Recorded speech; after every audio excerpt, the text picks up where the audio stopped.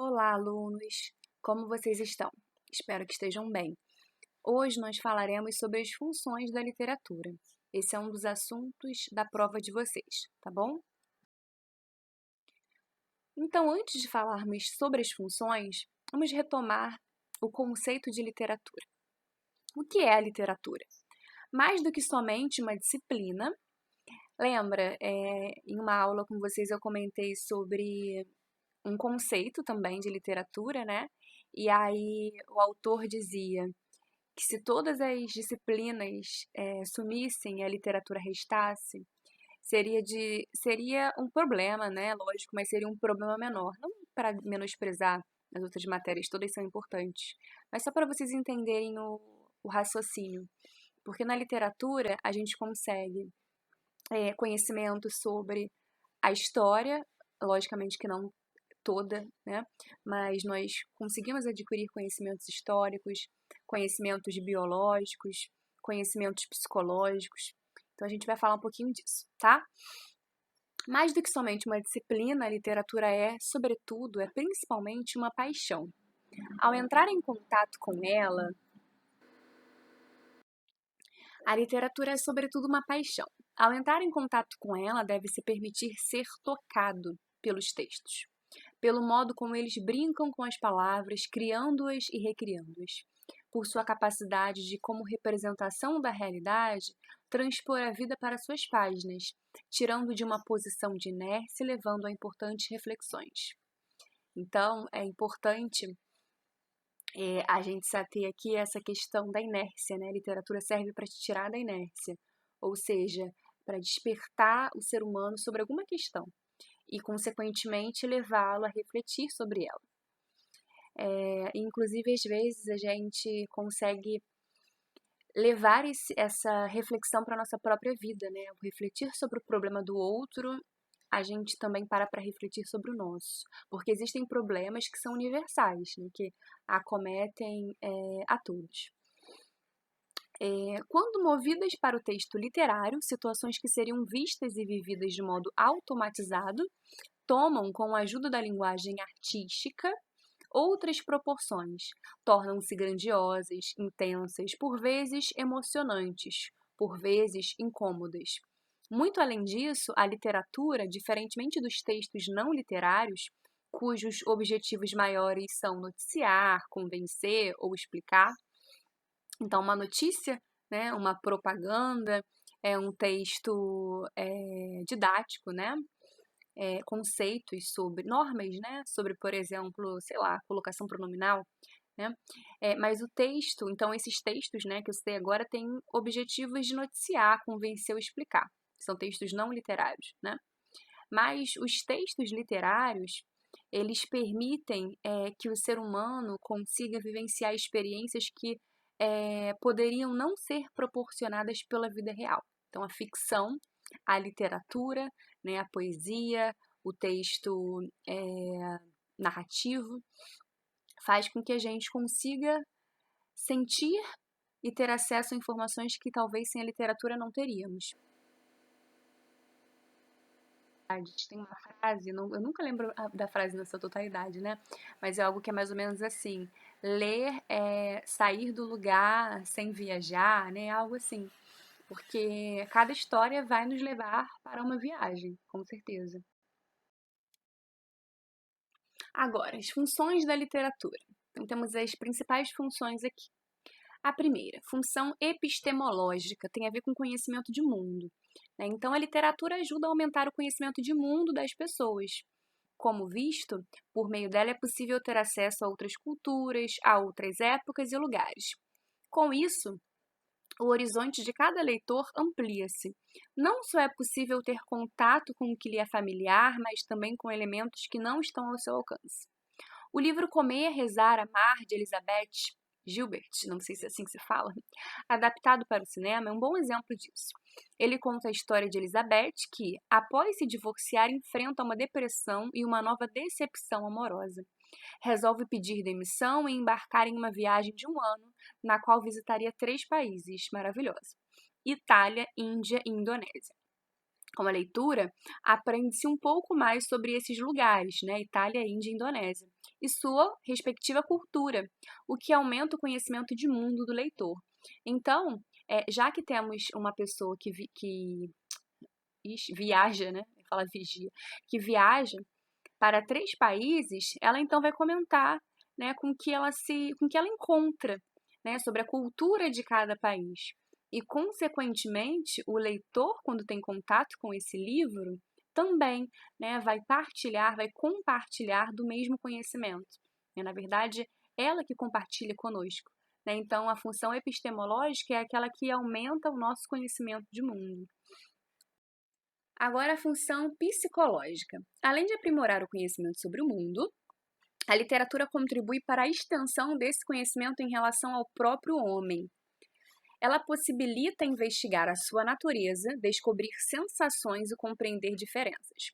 Brás Cubas, narrador do romance Memórias Póstumas de Brás Cubas, um romance muito famoso de Machado de Assis, faz uma interessante observação sobre a natureza humana ao descobrir a lei da equivalência das janelas. Então, olha só, o narrador ele tem acesso, né, ao psicológico desse personagem. A descoberta aconteceu depois que ele devolveu uma moeda de ouro que encontrara, para aliviar a sua consciência por ter valsado e flertado com uma mulher casada.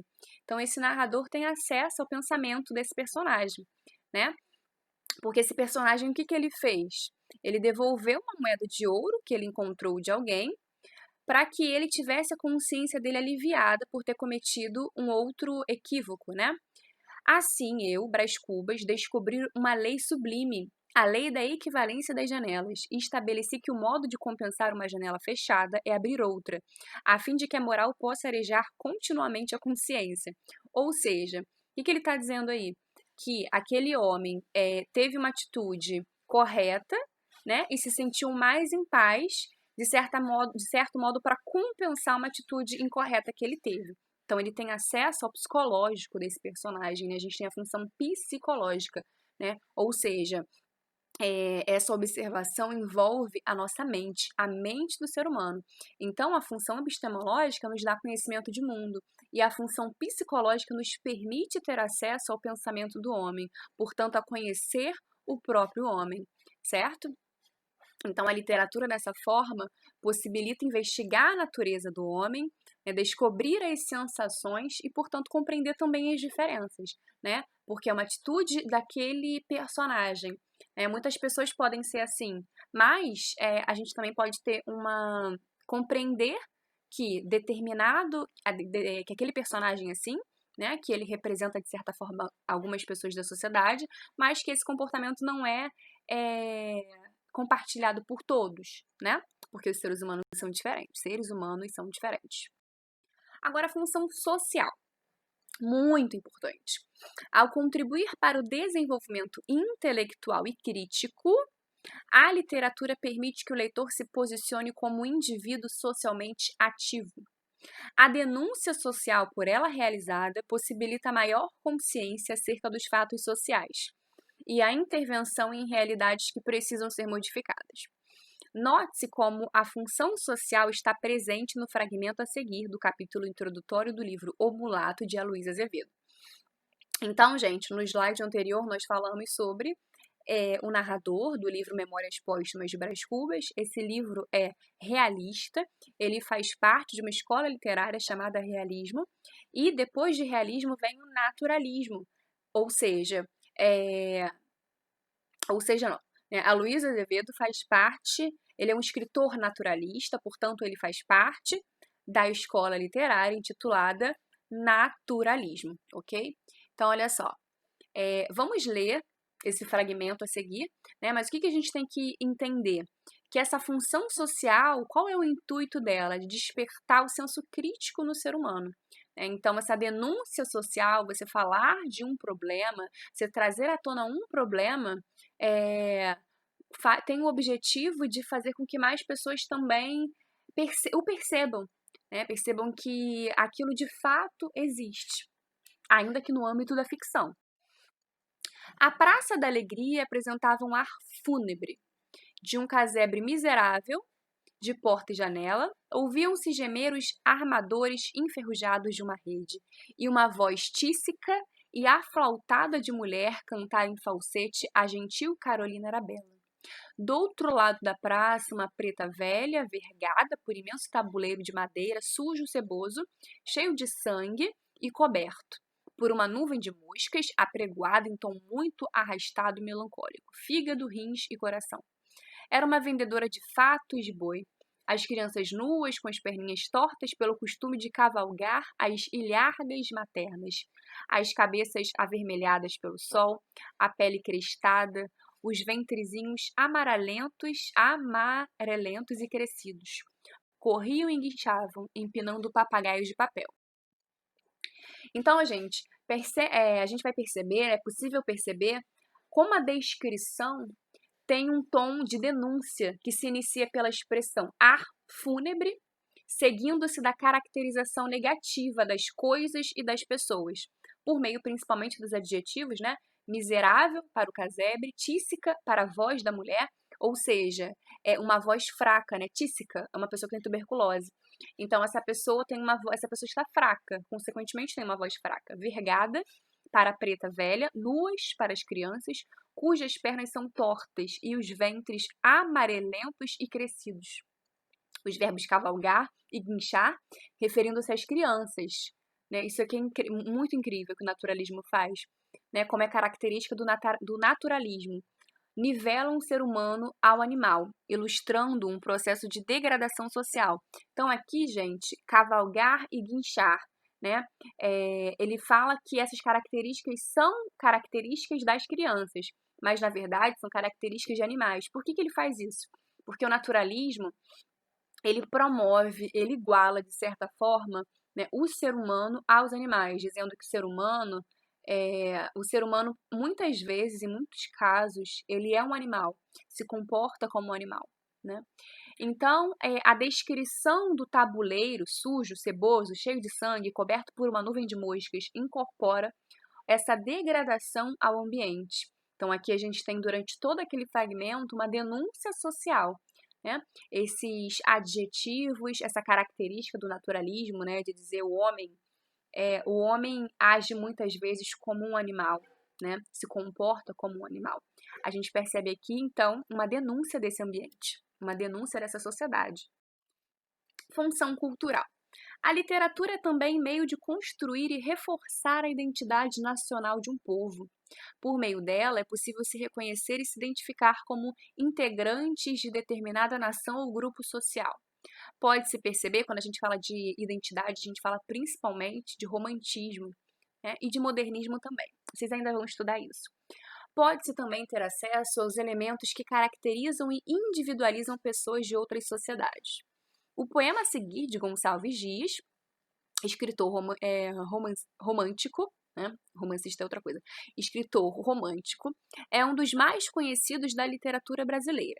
Ele é de um período literário conhecido como romantismo, como eu falei, né? Que aconteceu no século XIX, na primeira metade dele, mas especificamente de sua primeira fase. Então, o romantismo é dividido em 3 fases. A primeira é a fase nacionalista, né? Que vai trabalhar principalmente com esses conceitos culturais, cuja principal preocupação era a construção de uma identidade nacional. A identidade está ligada a essa cultura, né? Observe-se como há nele um nítido instinto de nacionalidade, fator importante para a criação de identidade. Então, aqui na função cultural, a identidade está ligada a essa cultura, né? A essa nacionalidade. E esse poema vai falar sobre isso. Canção do exílio. Minha terra tem palmeiras, onde canto o sabiá. As aves que aqui gorjeiam não gorjeiam como lá. Nosso céu tem mais estrelas, nossas várzeas têm mais flores, nossos bosques têm mais vida, nossa vida mais amores. Então, esse poema se chama Canção do Exílio, de Gonçalves Dias, como nós falamos.